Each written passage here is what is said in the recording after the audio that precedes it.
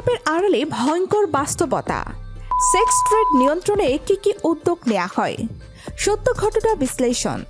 বিশ্বকাপ মানেই শুধু ফুটবল নয়, এর আড়ালে লুকিয়ে থাকে এমন এক অন্ধকার বাস্তবতা যা নিয়ে অনেক সময় প্রকাশ্য আলোচনা হয় না।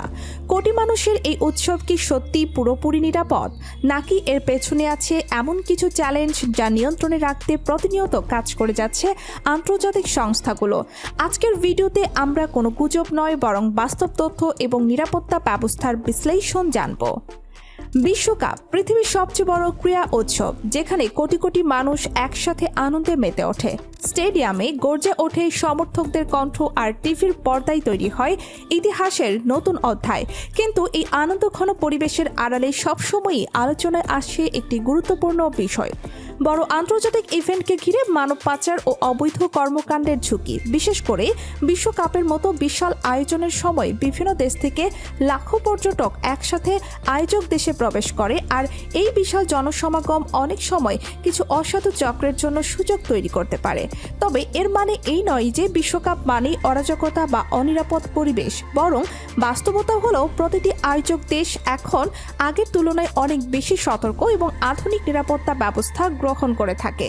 ফিফা এবং আয়োজক দেশগুলো এখন বিশেষ হিউম্যান ট্রাফিকিং মনিটরিং ইউনিট বা মানব পাচার পর্যবেক্ষণ ইউনিট গঠন করে, যাদের কাজ হলো সন্দেহজনক গতিবিধি পর্যবেক্ষণ করা, হোটেল, বিমানবন্দর, সীমান্ত এবং জনসমাগম এলাকায় নজরদারি বাড়ানো এবং দ্রুত আইনগত ব্যবস্থা নেওয়া।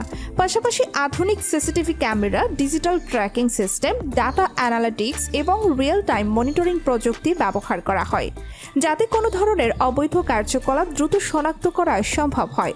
শুধু প্রযুক্তি নয়, অনেক দেশ আন্তর্জাতিক মানবাধিকার সংস্থা, এনজিও এবং স্থানীয় প্রশাসনের সাথে যৌথভাবে কাজ করে সচেতনতা বৃদ্ধি করে, যাতে পর্যটক, শ্রমিক এবং সাধারণ মানুষ কেউই শোষণের শিকার না হয় বা ভুল পথে না যায়।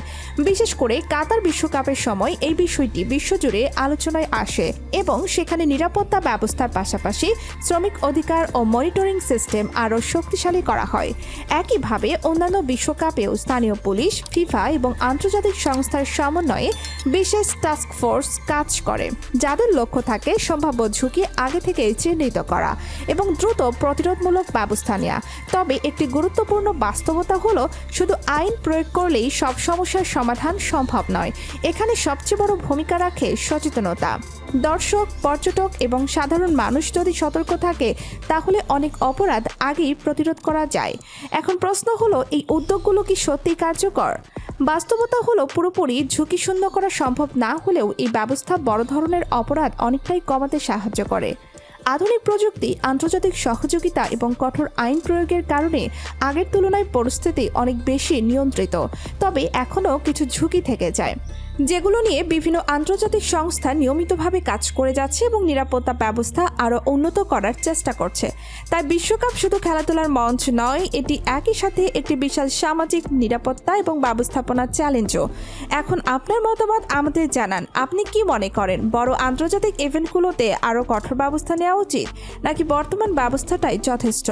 ভিডিওটি ভালো লাগলে অবশ্যই লাইক দিন, কমেন্টে আপনার মতামত লিখুন এবং চ্যানেলটি সাবস্ক্রাইব করতে ভুলবেন না, কারণ আমরা প্রতিদিন নিয়ে আসি এমনই গুরুত্বপূর্ণ, সত্যনির্ভর এবং বিশ্লেষণধর্মী কন্টেন্ট যা আপনাকে সবসময় আপডেট রাখবে। সর্বশেষ রাজনৈতিক আপডেট, গুরুত্বপূর্ণ বিশ্লেষণধর্মী ভিডিও এবং লাইভ আপডেট পেতে আমাদের সাথেই থাকুন। ধন্যবাদ।